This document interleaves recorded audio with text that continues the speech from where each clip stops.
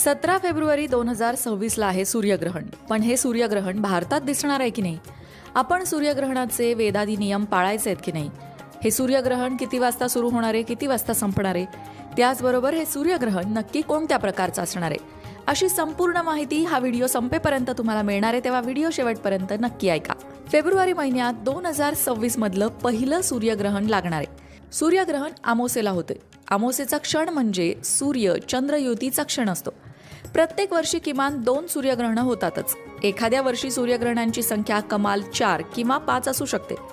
सूर्यग्रहणात खंडग्रास सूर्यग्रहण, खग्रास सूर्यग्रहण, कंकणाकृती सूर्यग्रहण असे प्रकार असतात. फेब्रुवारी महिन्यात लागणारे हे सूर्यग्रहण कंकणाकृती प्रकारातलं असणार आहे. 17 फेब्रुवारीला हे सूर्यग्रहण असणार आहे. हे ग्रहण 3:26 सुरू होईल आणि संध्याकाळी 7:57 असेल. ग्रहणाचा एकूण कालावधी अंदाजे 4 तास 32 मिनिटांचा असेल. हे कंकणाकृती सूर्यग्रहण आहे, ज्यामध्ये सूर्य पूर्णपणे झाकलेला नसून सूर्याचा बाह्य भाग तेजस्वी बांगडीसारखा दिसतो. हे सूर्यग्रहण कुंभ राशीत होईल. कंकणाकृती सूर्यग्रहण लागेल तेव्हा कुंभ राशीत सूर्य, राहू, बुध, शुक्र हे ग्रह विराजमान असतील. तसंच सिंह राशीतील केतू ग्रहाची दृष्टी सुद्धा या ग्रहांवर असणार आहे.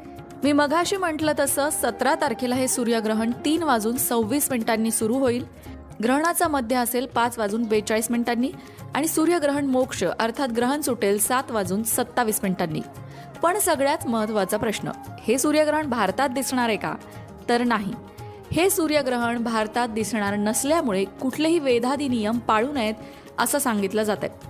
मग हे सूर्यग्रहण नक्की कुठे दिसणार आहे? हे सूर्यग्रहण प्रामुख्याने दक्षिण आफ्रिका, मॉरिशस, अंटार्क्टिका, दक्षिण अर्जेंटिना, चिली या देशांच्या आसपासच्या